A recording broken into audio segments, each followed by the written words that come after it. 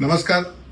9 जुलै रोजी ज्ञानेश्वर माऊलींच्या पालखीचं, तुकाराम महाराजांच्या पालखीचं पुण्यामध्ये आगमन होत आहे आणि याच्यामुळे वाहतुकीवरती काय परिणाम होणार आहे याची आपण माहिती घेऊया. आम्ही जो पालखीचा रूट आहे त्याला 3 वेगवेगळ्या एरियामध्ये डिव्हाइड केलेला आहे. आता पहिला जो एरिया आहे जो गोखेल, विश्रांतवाडी, संगमवाडी, वाकडेवाडी, खडकी, पाटील इस्टेट हा एरिया हा साधारण सकाळी 3 वाजल्यापासून संध्याकाळी 5 पर्यंत वाहतुकीसाठी बंद असेल. जो दुसरा एरिया आहे ज्याच्यामध्ये Ganeshkhind road, Fergusson college road, Jangli Maharaj road, Shivaji road आणि थोडासा कर्वे रोड हा परिसर आम्ही शक्यतो 12 नंतर बंद करायला सुरुवात करणार आहे. सो 12 वाजल्यापासून संध्याकाळी 6 वाजेपर्यंत हा परिसर बंद असेल.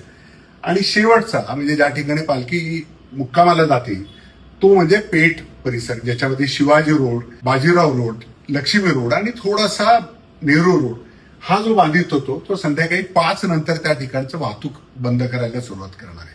त्यामुळे आपला प्रवास आणि आपण बाहेर निघताना याचं जर प्लॅनिंग केलं तर निश्चितच आपलीही गैरसोय होणार नाही आणि पालखीचं मुवमेंट सुद्धा चांगल्या पद्धतीने होईल.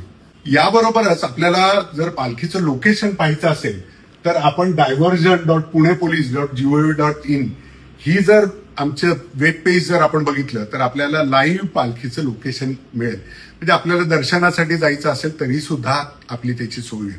नमस्कार.